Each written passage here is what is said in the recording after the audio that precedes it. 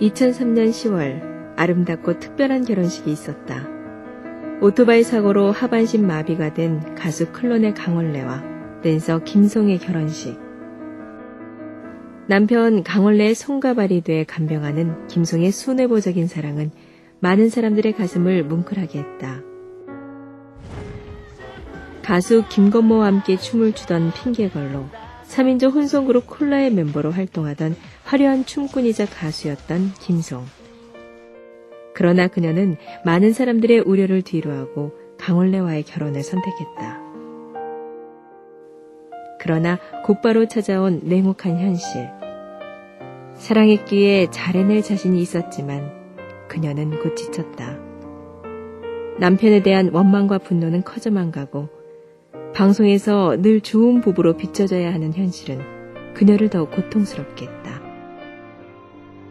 집에서는 매일매일 싸웠어요. 그러니까는 내 인생을 망친 사람이 바로 너라고 그러면서 남편한테 정죄하고 욕하고 부부싸움하고 그런 끊이지 않았거든요. 근데 밖에서는 여전히 저에게 그럼 강원래 아내, 천상 같은 아내라고 칭찬했기 때문에 제 모습을 드러낼 수가 없었어요. 절망과 고통으로 나락에 떨어졌을 때 그녀는 하나님을 만났다. 자신의 인생을 비관해 하나님을 떠났던 어머니. 그런 어머니가 뇌종양 판정을 받고 다시 주님께로 돌아가 마음의 평안을 얻는 모습을 통해 김송 그녀도 살아계신 하나님을 믿게 된 것이다. 저에게 누군가가 1억 천금을 주고 예수님 믿기 전의 삶으로 돌아가라고 제안을 한다면 저는 그 제안을 받을 수가 없거든요. 1억 천금이 중요한 게 아니라 내게 하나님이 없는 삶은 정말 고통이었고 지옥이었기 때문에 그 전의 삶으로 돌아갈 수가 없는 거예요. 고난이라는 광야 학교를 거치며 그녀는 자신을 새롭게 만들어 가시는 하나님의 손길을 느꼈다. 그리고 변화된 그녀가 가는 곳곳은 은혜의 자리로 바뀌어가고 있다. 고난이라는 시간을 오히려 감사와 축복의 시간으로 바꾸며 하나님의 아름다운 딸로 거듭난 김송. 자신을 바꿈으로 인해 다른 사람에게 선한 영향력을 끼치고 있는 김송을 만나본다. 네. 무슨 말씀으로 모셔야 할지 모르겠네요. 네. 아무튼 현실을 주님을 바라보며 인내하시고 계신 김송 성도님 모셨습니다. 네. 안녕하세요. 반갑습니다. 예. 요즘 어떻게 지내셨어요? 요즘에는 이제 교회에서 열심히 안내 봉사도 맡고 있고요. 또 부족한 제게 또 목자 직분도 주셨어요. 구역장 직분 주셔서 지금 이제 이렇게 주님의 일꾼으로 열심히 주의 일에 동참하고 있고, 그냥 교회 일밖에 안 해요. 그렇구나. 네. 근데 남편 되시는 강원래 씨도 요즘 바쁘게 활동하시는 것 같아요. 네. 제 남편은 라디오 활동, TV 활동하면서 장애인 프로그램 맡고 있거든요. 그리고 지금은 이제 장애인들을 이렇게 다 이렇게 모집해서 그 꽁다리 유랑단이라고 만들었어요. 그래서 그 교도소 사역, 청소년 그 보호관찰대상 거기 가서 이제 소년원 사역은 아니죠. 이제 그러고 있어요. 사역이죠. 사역의 일종이죠. 지금 현재에서는. 그럼 강원래 씨도 같이 손잡고 예배 드리세요?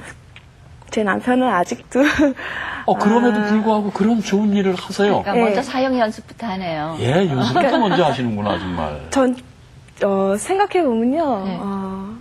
제 남편은 아직 하나님을 믿지 않기 때문에 본인만 모를 뿐이지만은 옆에서 이게 정말 하나님이 이렇게 쓰임 받고 있구나. 제가 늦깎이 목사지만은 제가 판정을 할게요.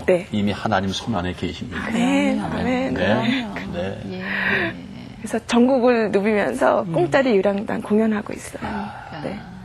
참 강원래 씨 사고 소식을 들었을 때 참 전국의 많은 분들이 얼마나 가슴 아파했는지 모릅니다. 예. 그런데 그렇게 둘이 교제를 하시는 과정 속에서 그런 사고를 당하셨을 때 마음이 어떠셨어요? 얼마나 놀라셨어요? 그러게. 네. 사고 나기 전에 이제 10년을 연애를 했고요.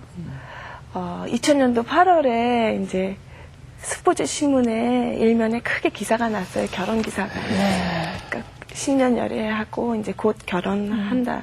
근데 그 소식, 그 신문에 이제 실리고 나서 제 남편이 저에게 모든 사람이 다 알게 됐으니까 자기가 모든 여자들을 정리를 할 거고 이제 너한테 올인을 하겠다. 예. 결혼하자 그러더라고요. 그래서 제가 꿈이 현모양처였거든요. 그래요? 그래서 나는 결혼하면은 남편 닮은 예쁜 딸 낳아서 정말 행복하게 살아야지. 그리고 결혼하면은 불행 끝, 이제 행복 시작인 줄 알았어요. 네. 그리고 나서 3개월 지난 2000년 11월 9일 날 어머님께 이제 용돈 드리러 본가에 가다가 오토바이를 타고 나가서 1km도 되지 않는 그 지점에서 이제 불법 유턴하는 차에 치였거든요. 그래서 이제 여기 가슴부터는 이제 하반신 마비가 된 거예요. 근데 그 소식을 접했을 때가 TV로 접했어요. 정말 눈앞이 캄캄해지고 매니저가 이제 집에 찾아왔는데 그냥 병원에 가서 응급실에 누워있는 남편 모습을 보고 그냥 실신했었고요. 정말 흑암이 캄캄해지는 그런 재앙을 맞는 그런 기분이었어요. 그때는 생사였잖아요. 그쵸. 라디오 기사에는 이제 뭐 사망했다는 소식도 들렸고요. 그때는 그때 기억하면요. 그거 말로 표현 못해요. 예. 그 이제 결혼을 약속만 서로 돼 있는 네. 그런 상태에서 이제 장애를 받아들여야 되는 거예요, 그렇죠? 본인도 정말 그 후반 장애이기 때문에 네, 중도 장애. 예, 네. 받아들여야 되고 네. 이제 함께 살아야 될 송자매도 네. 받아들여야 되는 그 일이 얼마나 어렵다고 근데- 말로는 할 수가 없죠. 네, 그 주변에서 많이 반대했어요. 근데 심지어는 이제 클론의 그 멤버 구준엽, 예. 준엽이 오빠도 너 아직 나이도 젊고 결혼한 사이도 아니니까 송이야 너 인생 찾아가라고. 그래도 누가 너한테 손가락질 할 사람 아무도 없다고. 나는 너가 그냥 너 인생 찾아갔으면 좋겠다고. 그리고 주변에서 다 반대했어요. 근데 참 감사한 거는 우리 친척들도 많이 반대를 했는데 네. 우리 엄마, 아빠가 부모님이 아빠는? 지지를 해주셨어요. 그래요? 그리고 우리 어렸을 때부터 무명의 시절이 있었잖아요. 저희가 무명 때 만났고 사랑했고 그러면서 이제 저희 엄마가 늘 저에게 이렇게 정신적으로 이렇게 후원자였는데 너가 원래가 너의 머리라면 너는 목에 지나치지 않는다. 바늘과 실이 같이 따르듯이 너는 원래 없으면 못 산다. 옆에서 항상 반려자로 항상 함께 있어줘라. 저희 엄마가 그렇게 얘기해 주셨어요. 그러셨어요. 너무 감사했어요. 예, 근데 본인 자신도 김성 씨도 이제 옆에서 다들 그렇게 얘기를 하니까 그래 내가 이거 결혼을 평생 같이 해야 돼 하는 그 갈등은 있었을까요? 맨 처음에는 갈등이 없었고요. 저희 아빠가 병원에 찾아오셔서 그냥 아무 말씀 안 하시는데 제가 그랬어요. 아빠, 나 이 결혼 반대할 거면 가세요. 그리고 저 좀 믿어주세요. 내가 평생 원래 오빠 옆에서 손과 발이 돼줄 자신 있어요. 결혼만은 반대해주지 말아주세요. 그러니까 아무 말씀 안 하시고 눈물만 흘리시고 가시더라고요. 그리고 나서 그때 당시에는 제가 믿음 없잖아요. 하나님 믿기 전이었기 때문에 제가 다 할 수 있을 줄 알았어요. 내가 죽을 때까지 오빠 옆에서 평생 간병하면서 살 자신이 있었거든요. 근데 처음에는 기쁨으로 이렇게 쭉 생활하다가 이 현실이라는 이 무게가 저를 너무 많이 누르기 시작했어요. 그리고 제일 가장 힘들었던 거 그때는 사람들한테조차 이게 너무 수치인 것 같아서 말을 못했는데 부부관계 못하는 것 그게 가장 힘들었고요. 그리고 사람들 앞에서 내가 이거를 언제까지 보여줘야 되나. 그러니까 저희가 오래 연애했기 때문에 눈빛만 봐도 알아요. 서로 어떤 생각하고 있는지. 너무 남편이 무시가 되는 거예요. 불구주제에. 너 나한테 하는 게 뭐가 있어? 해주는 게 뭐가 있어? 그러면서 제가 그때 이제 인터넷으로 막 찾은 거예요. 간병비 60세까지 간병하면은 3억에서 4억이 나온대요. 그래서 그 돈 달라고 제가 그렇게 요구를 했어요. 근데 남편이 돈을 안 줬거든요. 저에게 아예 통장, 그러니까 지금까지도 제 이름으로 된 건 하나도 없어요. 근데 그게 저를 의심해서가 아니라 원래 성격이에요. 성격이고, 근데 그때 당시에는 모든 게 다 못마땅해 보이는 거예요. 그냥 내 인생이 너무 억울하고. 그러니까 사랑으로 이길 수 있을 것 같았지만 네. 현실에서 예, 이제 부딪히는 거죠. 네, 이게 딱 정말 현실이랑 무게 앞에서 인간적인, 내가 정말 남편을 너무너무 사랑했는데 그 사랑이 그냥 없어지더라고요. 그리고 마음속에 남은 거는 증오와 원망. 내 아직도 젊고 앞길이 창창한데 네가 내 인생 망쳤다고 하면서 너가 내 인생 이렇게 박복하게 만들었다고. 정말 악연이라고 그러면서 남편한테 너무 저주의 말을 퍼부었었어요. 그 남편한테 이제 한 번씩 뭐 사람이니까 화나니까 네. 화나는 걸 했겠지만 네. 그래도 또 나름대로 이 바깥에 알려진 거는 그게 아니란 말이에요. 그렇죠? 네. 그러니까 그게 바로 저의 올무가 될 줄이야 몰랐었어요. 집에서는 매일매일 부부싸움에 전쟁이 끊이지 않았고요. 밖에서는 TV 앞에서는 사람들 앞에서는 항상 착한 강원래 천사 아내. 그래요. 그 천사라는 그 꼬리표가 항상 저에게 붙어 다녔기 때문에 사람들 앞에서는 항상 웃어야 되는 거예요. 그래요. 그리고 우리 부부 너무 행복해요. 예. 앞으로도 잘 살 거니까 지켜봐 주세요. 너무너무 고통스러웠어요. 아유, 그러니까는 그리고 나서 뒤돌아서면은 그냥 내 연민에 빠지는 거예요. 그러다가 자괴감에 빠지고 내 연민에 빠지다가 자책하다가 그게 이제 그 화살이 남편한테 딱 가는 거예요. 그러면서 그렇게 힘들게 사시는 줄 전혀 몰랐어요. 네. 네, 그리고 참 김원래 씨도 음악을 강원래 하시던 씨. 분, 강원래 씨도 음악을 하시던 분이고 또 서로 그렇게 가진 달란트로 서로 같이 만났는데 정말 남보다 더 달리 네. 색다른 삶들을 추구하면서 살겠다 싶었는데 그런 상황과 조건 그 모든 게 김송 자매님에게는 얼마나 그게 그럼요. 스트레스로 왔겠어요. 네. 그걸 어떻게 스트레스는 봤습니까? 제가 그러니까 이게 참 하나님이 부르시는 구원의 사건인 것을 그때는 전혀 몰랐거든요. 네. 정말 고난의 양이 차기까지 그때는 아무리 그러니까는 저에게 전도를 많이 했었어요, 사람들이요. 네. 근데 그때까지만 해도 저한테는 그게 들리지가 않는 네. 거예요. 다 뿌리치고 욕을 하고 심지어는 막 소금까지 뿌렸어요. 재수없게 어디다가 나한테 하나님 얘기를 하냐 그러면서 저는 이렇게 세상적으로 뭔가 도피처를 마련하고 그런 게 너무 컸기 때문에 집에서 벗어나고 싶은 거예요. 그냥 매일매일 눈만 뜨면은 이혼하고 싶고 이혼하면은 한국에서는 못 사니까 산다. 사람들 시선 때문에 못 사니까 외국 어디서 살아야 되나 그런 것까지 생각하고 그러다가 뭐 제가 빠져나갈 길이 없는 거예요. 그리고 우리 부모님도 이혼하셨는데 저희 언니 우리 오빠도 다 이혼했거든요. 근데 제가 부모님한테 당당하게 나 꼭 믿어달라는 그런 말을 했잖아요. 이혼의 상처를 안겨드릴 수가 없는 거예요.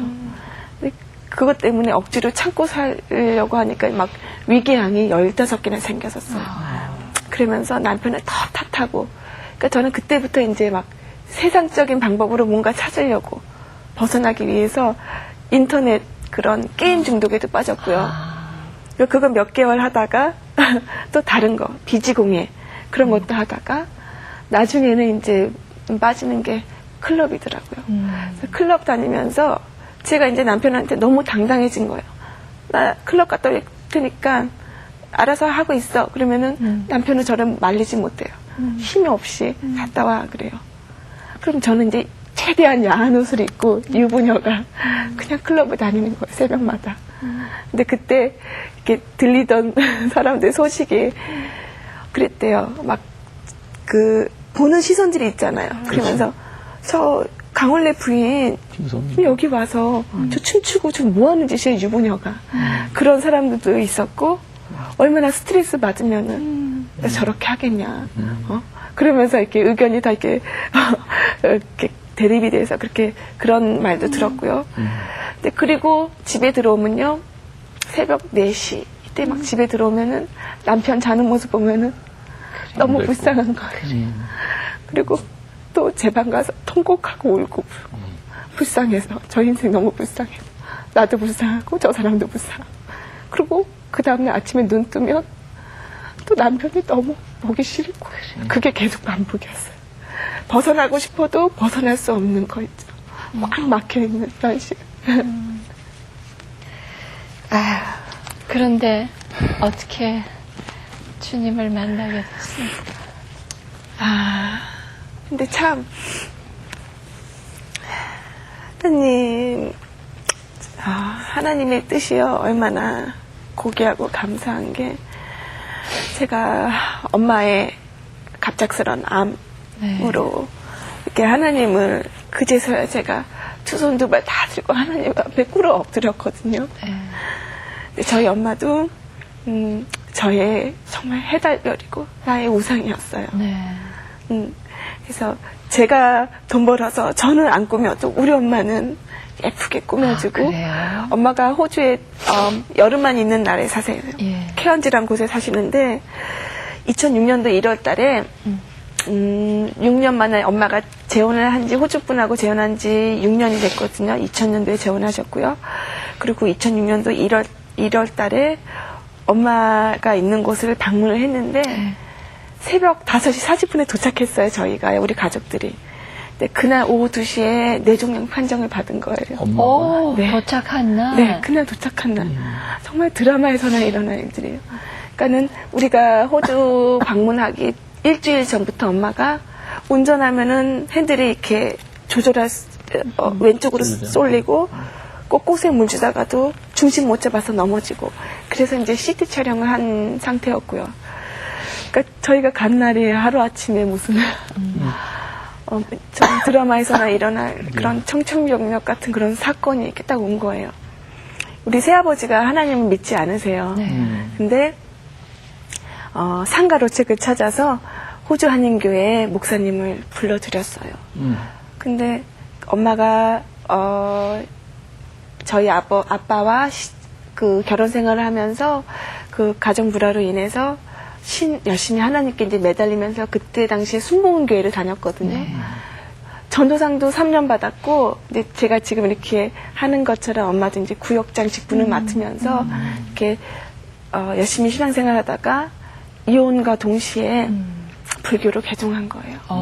내가 하나님 믿는데 하나님 왜 이렇게 나한테 고난을 끊임없이 주냐고, 왜 기도 응답 만들어 주시냐고 하면서 그때 이제 불교로 개종했고요. 20몇 년 동안. 근데 그때 이제 새아버지가 호주 한인교회 목사님 불렀다고 하니까는 이제 막 욕을 했어요. 저희도 마찬가지고요. 왜 교회 목사를 왜 불러드리냐고. 부처님 믿는 거 모르냐. 이러면서 소리를 지르는데 목사님이 오시고 엄마가 10분도 안 돼서 통곡을 하더라고요. 아버지, 주님, 제가 죄인입니다. 용서해 주세요. 근데 저는요, 그때까지 엄마가 목사님이 와서 우리 엄마를 왜 이렇게 괴롭히나 그렇게 생각했고요. 이 믿음이라는 거 몰랐어요. 하나님께서 정말 회심하는 그 마음을 주신 거 몰랐거든요. 그때 당시에는 몰라서 엄마가 뇌종양 판정받아서 머리가 어떻게 됐나 보다. 정말 실성했나 보다. 막 그렇게만 생각했고, 제가 이제 다시 한국으로 돌아오고 엄마는 병원에 가셨고요.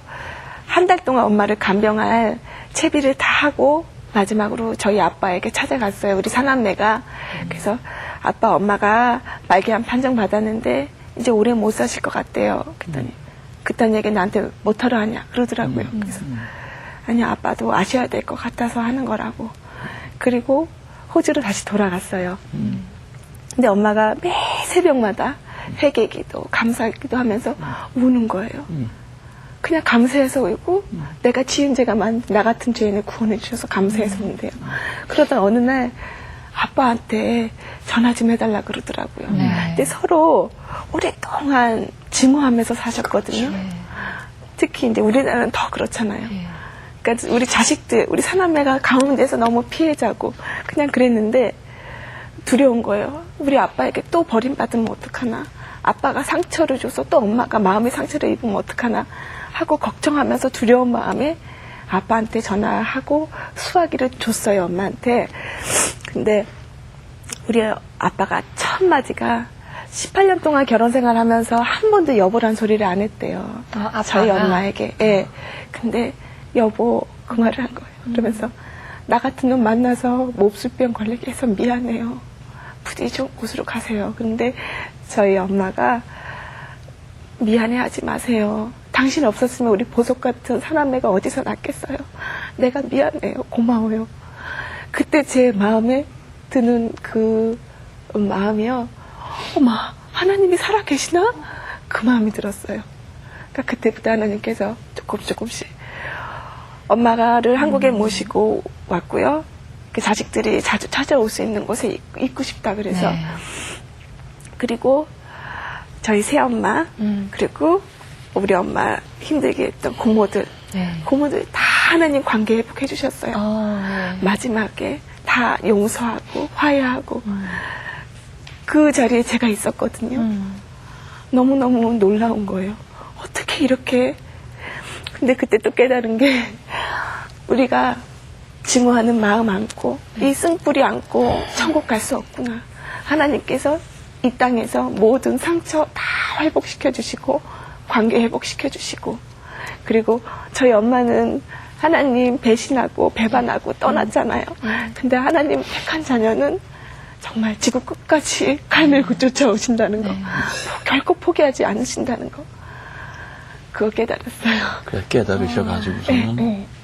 교회 출석을 시작하신 거예요. 네. 이제 첫발 교회를 어떻게 이제 내딛게 됐습니까? 제 친구 언니가 고등학교 때 저를 전도를 하려고 했는데 제가 막 거부를 했어요. 나 교회 얘기 나한테 하지 말라고 거부를 했었고, 이제 많은 세월이 지나고 나서 이제 엄마의 그런 암 판정을 받고 제 힘이 이제 빠졌잖아요. 네. 그때 그 언니가 다시 연락이 왔어요. 네. 송이야, 너 내가 어디 교회를 다녀야 될지 모르겠다. 안 다녀봐서 모르잖아요. 네. 여러 군데는 다녀봤어요. 근데 주일마다 네. 주변에 강남에 이렇게 다녀봤는데 마음이 이렇게 안 와닿더라고요. 다음에는 어느 교회 찾아야 되냐. 근데 그 언니가 하는 얘기가 교회 놓고 기도하면 하나님이 그 발걸음 인도해 주신대야 그러는 거예요. 그래서 고마워요 언니. 그러고 비웃었죠. 무슨 인도를 해주나. 근데 제가 이제 우리 둘째 고모가 있는데 고모로 인해서 제가 이렇게 기독교 교회에 대한 이거 비판하는 마음이 많이 컸어요. 네. 믿는 사람들이 어떻게 우리 엄마 저렇게 힘들게 할 수가 있을까. 그러면서 정말 욕을 하고 막 그랬는데 그렇게 친하게 지내지는 않았거든요. 네. 정말 남보다 더 떨어져 지냈는데 그 고모에게 제가 어느 날 전화를 한 거예요. 그래서 그 고모가 오랫동안 신앙생활을 했지만 자식들의 고난으로 인해서 믿음의 현주소가 드러났대요. 너무 힘들다고. 그때 이제 제가 지금 출석하고 있는 이제 우리들 교회 네. 그 목사님 간증책을 읽고 30년 전에 운전면허증을 땄는데 그걸 벌벌벌 떨면서 첫 운전대를 잡고 무조건 찾아왔대요. 그래서 한번 와볼래? 근데 가볼게요. 그리고 갔는데 첫날부터 말씀이 들리는 거예요. 들려요? 그러니까 내 첫날부터? 마음은 바람핀 남편, 그렇게 뭐 때리는 남편, 시집살이 시키는 시부모, 나를 힘들게 하는 사람, 환경이 없었다면 내가 결코 하나님을 찾을 수가 없대요. 이 땅에 살면서 슬피 울부짖는 삶이 축복이라고, 고난이 축복이라고, 내 구원위에서 나를 힘들게 한 사람이 수고한 사람이라고, 우리가 복음의 빚진 자라고 말씀하시는데 이렇게 공감이 되는 거예요. 누가 내 마음을 이렇게 알아주나. 그때부터 하나님께서 아주 반듯한 교회로 네. 인도하셨어요. 네. 그렇게 교회 출석을 하시는 우리 김송 씨를 보시는 강원래 씨는 어떤 마음을 갖고 계세요? 그러니까는 제 남편이 이제 저를 옆에서 계속 지켜봤잖아요. 네. 지금 저의 결혼 몇 마음 년이죠? 결혼한 지 지금 이제 결혼 생활한 지는 9년 됐고요. 9년. 만난 걸로 다 치면 18년 됐고요. 18년 되고. 예. 네, 91년도부터 그러니까 이제 속속들이 이제 잘 알죠. 네, 눈빛만 봐도 알아요. 네. 근데 제가 처음에 교회 다닌다고 했을 때 네. 얼마나 오래 가나 보자 그랬어요. 몇 달 하고 때려치겠지 그러면서 막 비웃었거든요. 근데 처음에는 너만 다녀. 나는 끌어들이지 마. 그러셨어요. 그리고 이제 우리 집에서 구역 예배 드리잖아요. 그리고 이제 식구들이, 교회 분들이 오시면은 이제 제 남편에게 인사하잖아요. 그럼 인사도 안 받았어요. 그냥 찬바람 쌩! 정말 너무너무 사람들 무한하게. 그러다가 그래도 유명한 사람이면 마음에는 없어도 건성을 해도 하는데. 근데 두 번째 우리 집에서 모였을 때는 이 정도. 그리고 세 번째 했을 때는 나도 같이 점심 먹을까? 그런 얘기를 하더라고요. 니네 목장 식구들하고 같이 먹을까? 보세요. 아까 제가 말씀드렸잖아요. 네. 그런데요, 이제 거기는 쌩 하던 사람이 같이 밥 먹을 때까지 됐는데 정말 첫날부터 말씀이 들려오고 나를 알아주시는 하나님을 만나고 난 다음에 중요한 건 이제 김송 자매가 바라보는 강원래 씨. 그 집안에 들어가면 정말 나를 힘들게 하는 남자, 내 인생을 정말 힘들게 하는 그 남자가 어떻게 보여지시더라고요. 제가요, 처음에 이제 교회 문턱을 밟고 말씀을 들으면서 그 들리는 말씀마다 저는 제가 그동안 피해자인 줄 알았거든요. 그리고 남편과 시댁 식구들 모든 사람들이 가해자고 나를 힘들게 한 사람이라고 그렇게 여기서 내 속에 이 상처 때문에 내 연민에 빠져서 더 나를 괴롭게 했었어요. 근데 말씀을 들으면서 저 사람들의 죄인이라는 게 아니라 내가 바로 죄인이라는 거. 내가 바로 피해자가 아니고 죄인이라는 걸 알게 됐고요. 그 다음에 말씀 보면은 그렇게 회개가 나는 거예요. 그것도 정말 은혜인 것 같아요. 그래서 죄가 많은 곳에 은혜가 넘친다는 그 말씀이 정말 맞더라고요. 내가 지은 죄가 이렇게 많은데 내가 하나님께 구원받을 자격이 없는데 저는 정말 성경의 인물로 따지자면 전 사울이었어요. 예수님 믿는 사람들 다 비판하고 교회 비판하고 그랬는데 내가 가루로 부서져도 할 말 없는 인생인데 하나님께서 왜 나 같은 죄인을 이렇게 살려주셨는지 그게 너무 감사하더라고요. 그리고 그러면서 이제 그 관계 질서에 대한 그것도 깨닫게 해주시고 남편한테 할 말이 없는 거예요. 그저 내가 남편을 나의 우상으로 여겼고 근데 성경 말씀 보니까 사무엘하 말씀 보니까는 그게 너무 마음에 와닿는데요. 여전히 너희가 내 앞에서 세상 왕을 섬기면은 너와 너희가 다 너희를 멸하리라는 그 말씀이 너무 많이 위로받았어요. 예전에는 남편은 바람 빼서 천벌받은 거야. 너는 바람 빼서 천벌받은 거라고 막 그랬는데 그럼 나는 그러면서 제가 더 자책했거든요. 나 내 인생 너무 불쌍해 그랬는데 다 나 때문에 오늘의 이 현실이 내 결론이구나. 내 우상으로 여겼던 남편이 나 때문에 그럼 그게 너무 깨달아지니까 그냥 남편한테 저절로 이렇게 순복하게 되더라고요. 감사합니다. 아까 잠깐 바울 되기 전 사울 얘기를 잠깐 하셨는데 참 강원래 씨가 사고를 당하셨을 때 앞이 캄캄하셨을 거예요. 그러나 바로 그 순간이 하나님이 우리 김송자매를 고르는 순간이었겠구나 하는 생각을 언뜻 해보게 되네요. 그런데 굉장히 곤란한 질문이고 아픈 질문인 것 같습니다만은 이제 아까 그런 얘기도 솔직히 해주셔도 저도 솔직히 질문을 드리겠어요. 아기 갖고 싶죠? 지금은 그게 이제 패스가 됐어요. 그랬어요? 불가하셨어요? 그래도 이제 여러 번 이제 지금까지 작년 10월 달까지 해서 5번 시험관 하기 시도를 했는데 처음에는 우리 부부에게 있어 아기는 정말 유일한 희망, 끈이겠구나 생각을 했어요.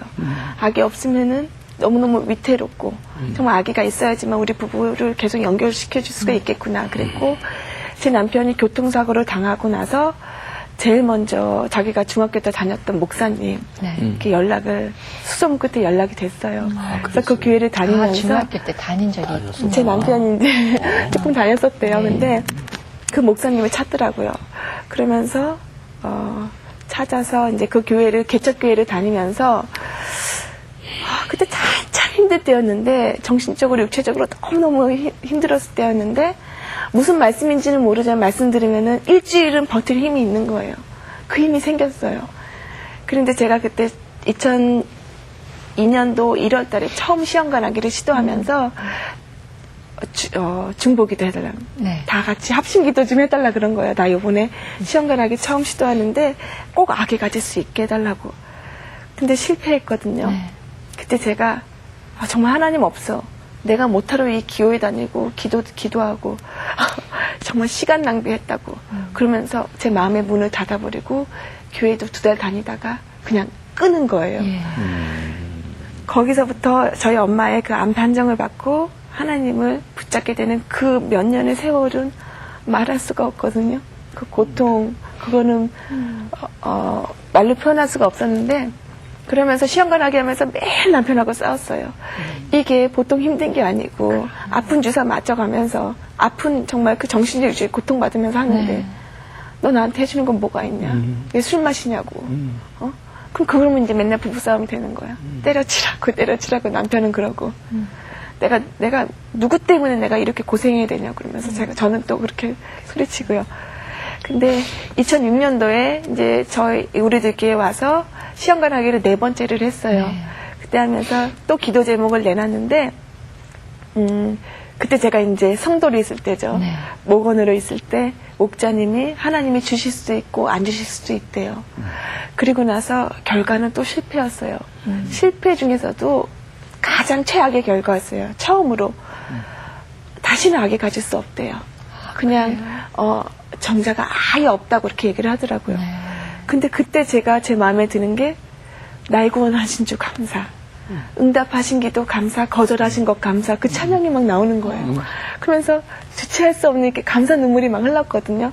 근데 그날 남편이 술 마시고 집에 와서 온 집안을 다 때려 부시더라고요. 왜? 이제 실패돼서. 실망이. 근데 그때 그 다음날 저한테도 잘 말 못해요. 미안하다고 하면서 그때 이제 그 모 프로그램에서 계속 촬영을 하고 있었거든요. 저희 시험관하기에 대한. 근데 그 PD한테 얘기를 하더래요. 당신은 앞으로 평생 걸을 수 없습니다. 그런 하반신마비 장애 판정 받았을 때랑 똑같은 상처였대요. 다시는 악에 가질 수 없습니다.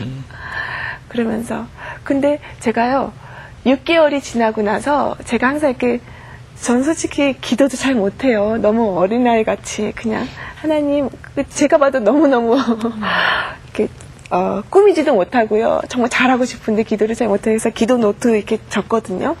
그리고 그때가 새벽이었는데 하나님이 내게 주신 얼마나 큰 은혜들 축복들이 많을까 하고 하나하나 이렇게 보면서 그때 생각지도 못했던 쓴지도 몰랐는데 그 기도 제목을 제가 발견했는데요. 하나님 저 요번에 시험관하게 하는데 실패하더라도 저 예전처럼 하나님 원망하지 않게 해주세요. 저 계속 하나님 믿고 계속 교회 나갈 수 있게 해주세요. 그 기도 제목, 그 짧은 기도를 썼는데 그 기도에 대한 응답이었더라고요. 그 시간에 하나님이 6개월이 지나 그 시간에 그걸 보게 하시고 혼자 막 부흥이 열었어요. 너무 감사해서. 예전에는 하나님 원망하고 마음의 문을 닫았는데 똑같은 상황인데 이제는 감사하나. 그게 너무너무 감사하더라고요. 김성자매님은 그렇지만은 그럼 강원래 씨는 어떻게 위로를 해드렸어요? 제가 그랬어요. 네. 문자로. 저도 조금 민망해서 잘 표현 못하는데 나는 기도를 해서 내가 이렇게 마음이 평온하고 요동하지 않는 그런 감사가 나오는데 내가 오빠에 대한 기도가 부족했나 보다고 미안하다고 기도 더 열심히 할게 미안해 그랬어요. 오빠가 이렇게 마음 아파할지 몰랐다고. 근데 미안해 한마디 오더라고요. 문자가. 예.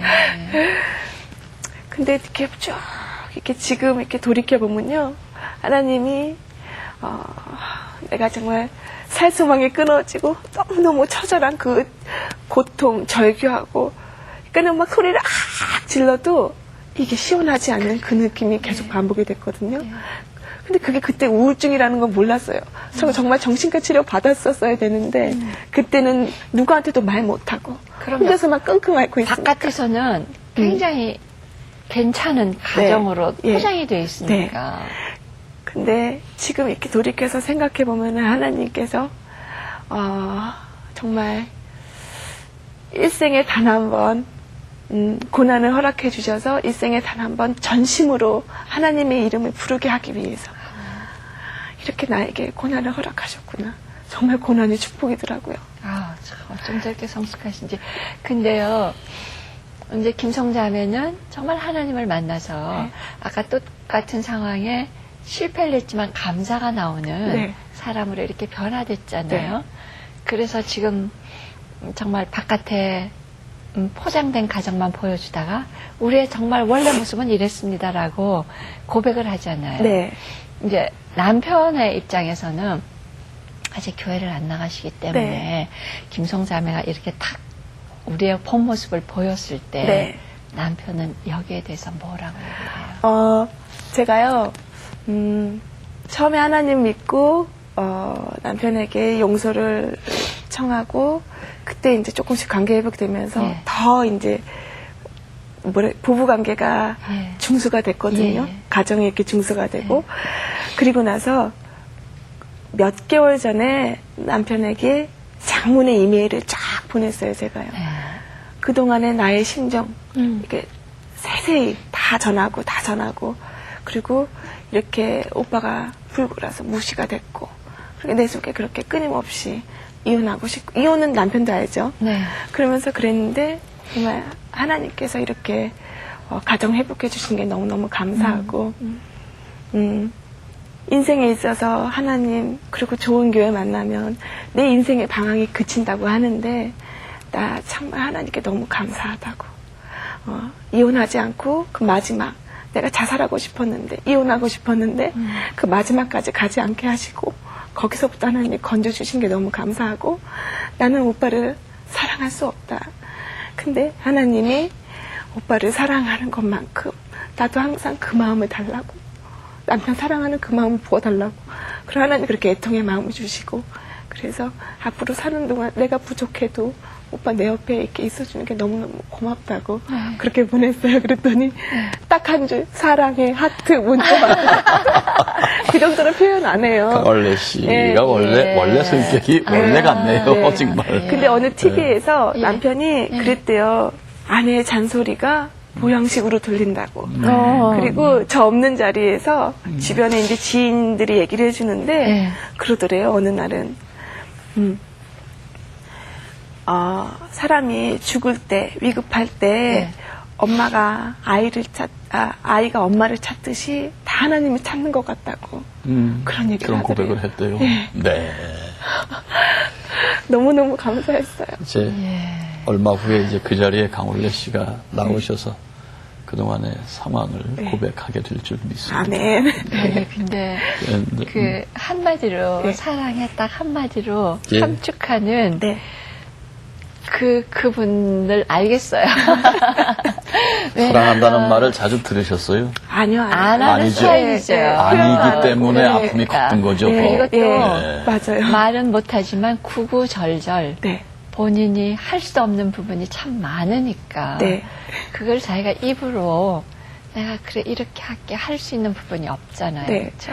근데 제 남편이 그랬었어요. 항상 뭐라 해야 되나. 저 자신을 더 나약한 모습을 더 감추기 위해서 그랬는지 몰라도 나는 병신이 됐어도 네. 성질은 그대로야. 그랬었어요. 항상 하는 그러니까 말이. 예. 남자들이 그런 생각을 갖고. 근데 그때는 그게 너무 힘들고 예. 저 인간 정말 너무너무 짐이다. 예. 제발 여기서 벗어났으면 했는데 그게 제가 택한 사람이고 제가 택한 삶이잖아요. 그래요. 그게 이제 받아들여지니까 너무너무 감사한 거예요. 예.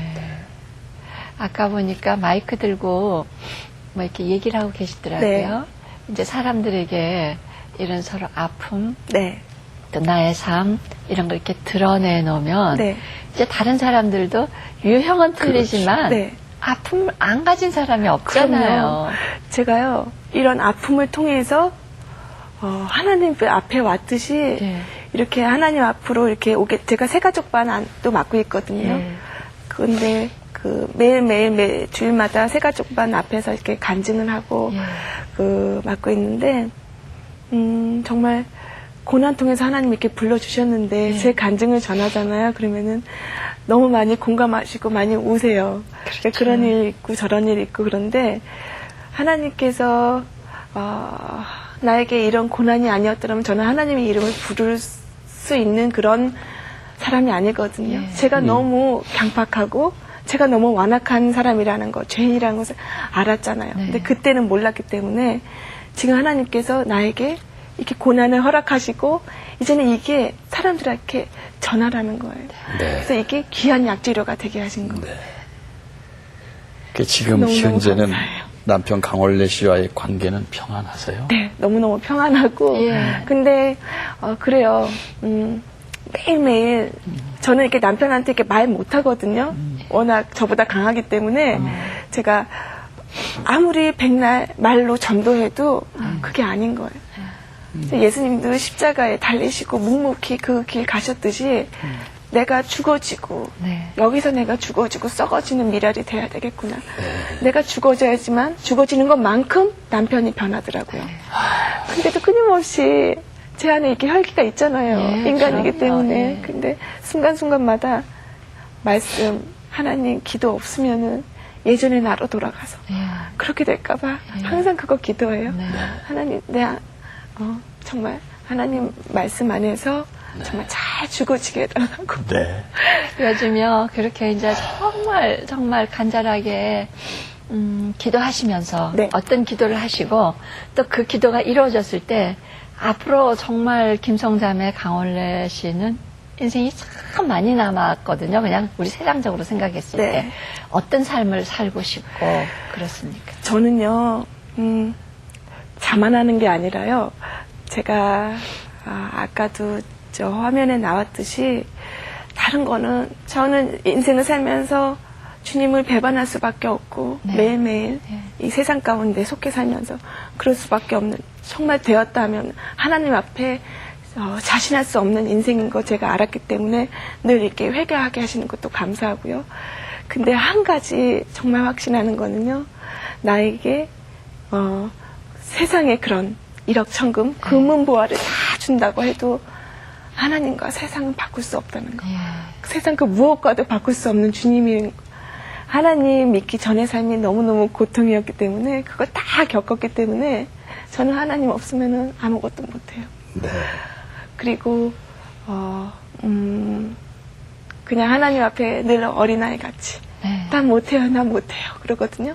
하나님이 해주셔야만 돼요. 그러니까 그런 기도 제목이 있고요. 그 다음에 또 하나는 그랬어요. 제가 하나님께 기도하기를 그러니까 좀 겸손해진 거죠. 하나님 뭐 해주세요, 뭐 해주세요가 아니라 또 하나는 뭐냐면요. 이렇게 육적인 기도가 안 나와요. 세상적인 기도가.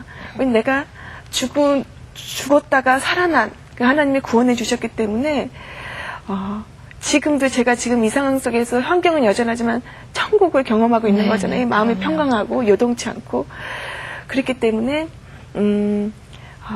정말 하나님의 사랑 모든 사람들이 알게 해달라고 하나님이 두려움의 하나님이 아니라 심판하시지만 그 심판이 바로 하나님이 구원하시는 축복의 사건이라는 거 그렇게 기도하고요. 내가 죽어서라도 내 남편 꼭 구원해 주세요. 그렇지만은 기도 제목이 바뀌었어요. 하나님 이 땅에 사는 동안 내 남편도 주님 만나 주셔야 돼요. 정말 인격적으로 만나 주시고 우리 부부가 하나님의 귀한 정말 청지기의 삶으로 이 땅을 살면서 정말 마감할 수 있게 해달라고 그 기도께 하고 있거든요. 근데 무엇보다 정말 하나님이 찾아오셔야 돼요. 그럼요. 그럼요. 이미 찾아가신 것 같아요. 강원래 씨한테. 우리 자리에 홀로 나오셨습니다만 절대 홀로가 아니십니다. 두 분이십니다. 두 분을 바라보시면서 하나님께서 계획하신 일이 분명히 큰 일이 있으리라고 저희는 확신합니다. 앞으로 정말 그 상황과 조건 속에서 하나님 바라보시고 아까 말씀하신 대로 하나님 없이 이제 못 삽니다. 저 못 살아요. 하나님 없이 할 수 있는 거 하나도 없고요. 하나님 앞에 늘 들려지는 고백이 되길 저희도 기도하겠습니다. 감사합니다. 이제 요 다음에 강원래 씨랑 한번 같이 나올 때 저희들 만날게요. 기도해 주세요. 감사합니다. 틀림없이 이렇게 될 겁니다.